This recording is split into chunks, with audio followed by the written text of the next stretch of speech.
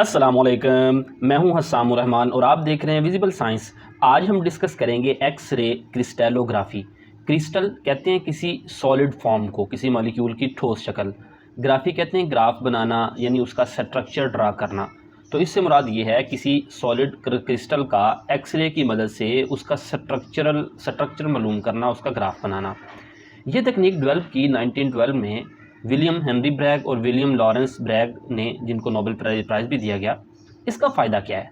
Use to determine 3D structure of mineral, metal, protein, nucleic acid वगैरह, यानी मुख्तलिफ़ किस्म के जो मॉलिक्यूल हैं, जो ये स्ट्रक्चर है ना, इनका 3 डायमेंशनल स्ट्रक्चर मालूम करना। 3 डायमेंशनल कहते हैं, यानी ये जो आपके सामने पेज है ना, इसकी आपके सामने ये लंबाई है और चौड़ाई है, ये है 2 डायमेंशन चीज़ें, लेकिन 3 डायमेंशन में होती हैं, यानी लंबाई, चौड़ाई और ऊंचाई भी होती है। तो किसी भी मॉलिक्यूल का इस तरह से 3 डायमेंशनल स्ट्रक्चरल मालूम करना इस तकनीक को इस्तेमाल करने का मकसद है। अब ये काम किस तरह से करती है? It works by directing X-ray beam at crystal, यानी क्रिस्टल के ऊपर, ये हमारा फ़र्ज़ करें ये क्रिस्टल है, इसके ऊपर एक्स-रे बीम को हम डालते हैं, which reflect the beam in specific direction. और वो उस क्रिस्टल का जिस तरह की शक्ल होती है ना, उसके मुताबिक वो एक्स-रे बीम मुख्तलिफ डायरेक्शन में क्या हो जाती है, डिफ्रैक्ट हो जाती है, बिखर जाती है। और उस बिखरने वाली बीम को डिटेक्ट करके हम उसका स्ट्रक्चर मालूम करते हैं। ये इसका प्रिंसिपल है। इसके स्टेप्स देखते हैं।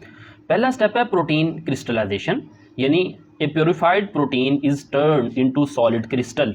ये फ़र्ज़ करें प्रोटीन है, हम इसका सॉलिड क्रिस्टल बनाते हैं, ठोस क्रिस्टल। क्यों?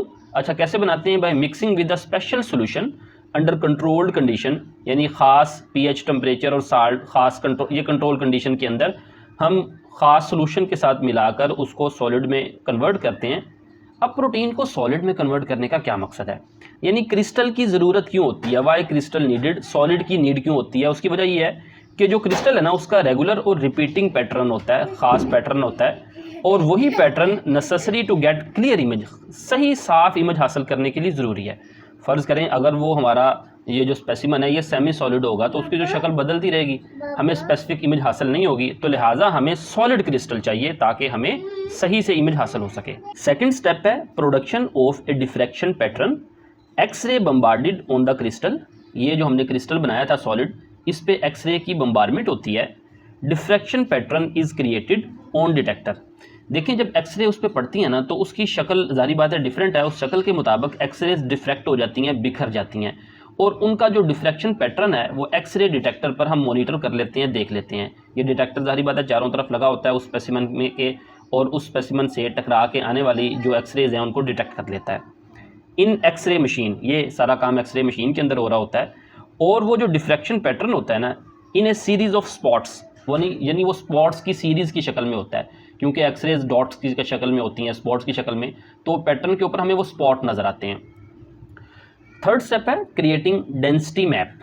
हम अब इसका यानी अगला स्टेप डेंसिटी मैप बनाते हैं। Angles and intensities of spots give information about arrangement of atom, यानी किस एंगल से, किस इंटेंसिटी से वो स्पॉट उस डिफ्रैक्शन पैटर्न पे डिटेक्ट हुए हैं, उस इंफॉर्मेशन से हम एटम का जो एक अरेंजमेंट का पैटर्न है वो हमें मालूम हो जाता है कि एटम किस तरह से अरेंज हैं इसके अंदर।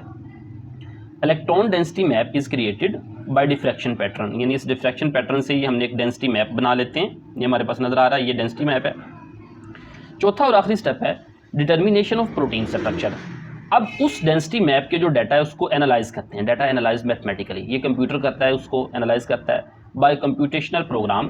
कंप्यूटेशनल प्रोग्राम के जरिए, ये टॉपिक भी हम नेक्स्ट पढ़ेंगे, जनरेट 3D प्रोटीन स्ट्रक्चर, और वो उसको एनालाइज करके 3 डायमेंशनल प्रोटीन स्ट्रक्चर बना देता है। जैसा कि इस हमारे स्पेसिमन का ये हमें 3D प्रोटीन मॉडल नज़र आ रहा है, किस तरह से ये हमारे पास ये प्रोटीन मुख्तलिफ स्ट्रक्चर के अंदर मौजूद है।